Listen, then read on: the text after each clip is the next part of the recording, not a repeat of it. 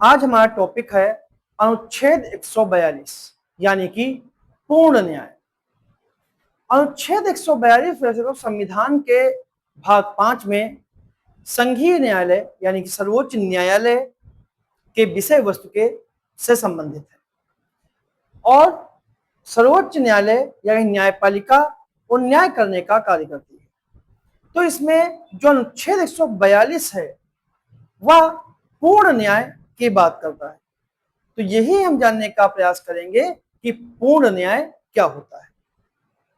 हाल ही में सर्वोच्च न्यायालय ने नवंबर 2025 में 2 सड़क दुर्घटनाओं का स्वयं संज्ञान लिया।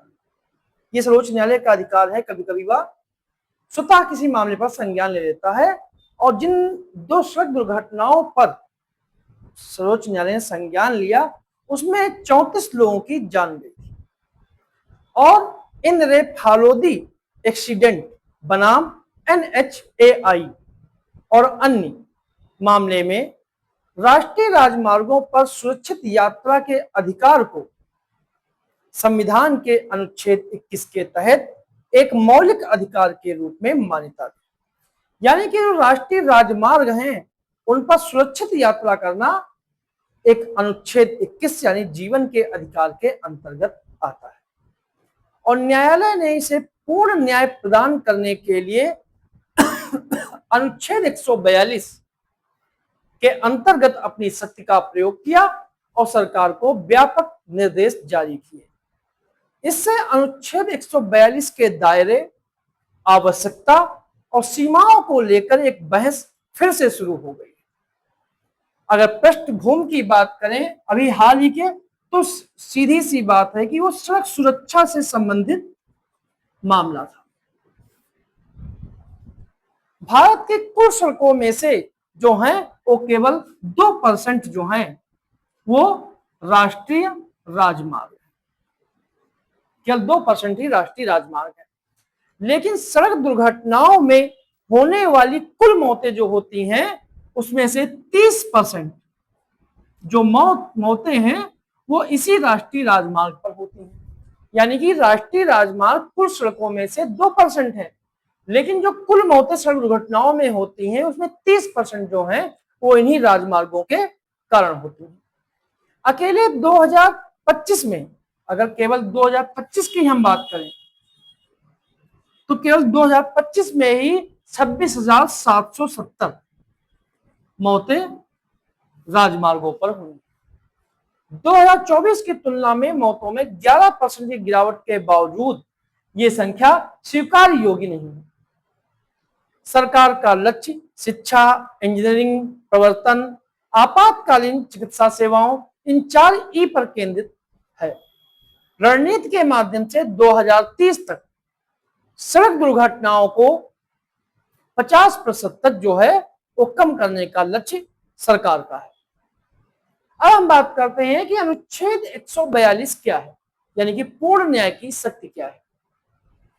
तो अनुच्छेद 142 एक जो है इसके अनुसार कि सर्वोच्च न्यायालय को किसी भी मामले या विषय में पूर्ण न्याय करने के लिए आवश्यक कोई भी निर्णय या आदेश पारित करने का अधिकार देता है जो उसके समक्ष लंबित है, भले ही मौजूदा कानून या कोई प्रक्रियात्मक नियम कोई विशिष्ट उपाय प्रदान न करे। यह शक्ति कानूनी कमियों को भरने और अन्याय को रोकने के लिए एक संवैधानिक सुरक्षा वाल्व के रूप में कार्य करते हैं। अनुच्छेद 142 के तहत दी गई शक्ति अवशिष्ट प्रकृति की है। यह उन शक्तियों से निपटने के लिए मौजूद है जहां सामान्य कानून मौन है या फिर अपर्याप्त है या फिर सामान्य कानून राहत प्रदान करने में असमर्थ है। यह सर्वोच्च न्यायालय और संविधान के रक्षक के रूप में जो भूमिका उसकी है उसका एक अहम हिस्सा है।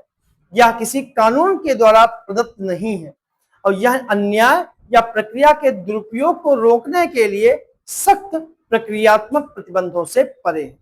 अनुच्छेद 142 को लागू करने के लिए 2 प्रमुख शर्तें हैं। ऐसा नहीं कि सर्वोच्च न्यायालय हर मामले में 142 के तहत निर्णय दे सकता है। इसके दो प्रमुख शर्तें हैं। पहली कि एक स्पष्ट त्रुटि और एक ऐसी स्थिति जहां इसका प्रयोग न करने से न्याय का घोर उल्लंघन होगा। इसके लिए पूर्ण न्याय करने के लिए कई व्याख्याएं भी न्यायालय ने दी हैं। जैसे कि 1991 में दिल्ली न्यायिक सेवा संघ बनाम गुजरात राज्य में यह कहा है कि पूर्ण न्याय करने की शक्ति पूरी तरह से एक अलग स्तर और एक अलग गुणवत्ता की है। सामान्य कानूनों में इसे प्रतिबंधित और संवैधानिक शक्ति को सीमित नहीं किया सकता। दूसरा मामला केनरा बैंक बनाम देबोसिस दास 2003 में मामला आया, जिसमें यह कहा गया कि 142 जो संविधान अनुच्छेद है, इसका उद्देश्य वास्तविक न्याय प्रदान करना है, अन्याय को दूर करना है, चाहे वह कानूनी न्याय के माध्यम से हो या फिर प्राकृतिक न्याय के माध्यम से हो। जहां कानूनी न्याय विफल हो जाता है वहां प्राकृतिक न्याय की प्रबलता होनी चाहिए।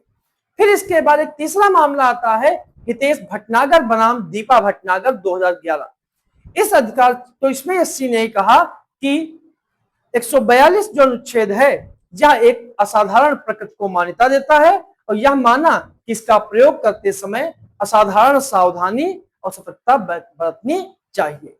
फिर वही सवाल उठता है कि पूर्ण न्याय क्यों आवश्यक है। तो यह स्वाभाविक प्रश्न उठता है कि क्या न्याय कभी अपूर्ण हो सकता है। इसका उत्तर कानून और न्याय के बीच के अंतर में दिया गया है। जैसे कानून जो है किसी विशेष समय पर बनाए जाते हैं। जैसे जैसे नई और विकसित होती सामाजिक वास्तविकताएं सामने आती हैं तो कानून बनते हैं। जैसे कि लिव इन रिलेशनशिप, समलैंगिकता, पर्यावरणीय संकट या डिजिटल गोपनीयता का उल्लंघन।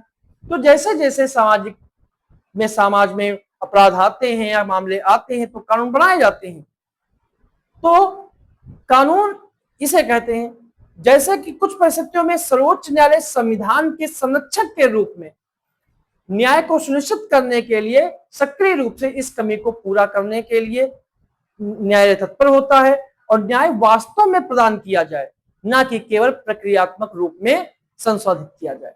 इसीलिए अनुच्छेद 142 वह संवैधानिक तंत्र है जो न्यायालय को यह सुनिश्चित करने की अनुमति देता है और औपचारिक कानूनी न्याय वास्तविक न्याय में बाधा न बने, ऐसा सर्वोच्च न्यायालय सुनिश्चित करता है। क्या सर्वोच्च न्यायालय के साथ साथ क्या उच्च न्यायालय भी पूर्ण न्याय प्रदान कर सकते हैं, यह भी एक सवाल उठ सकता है।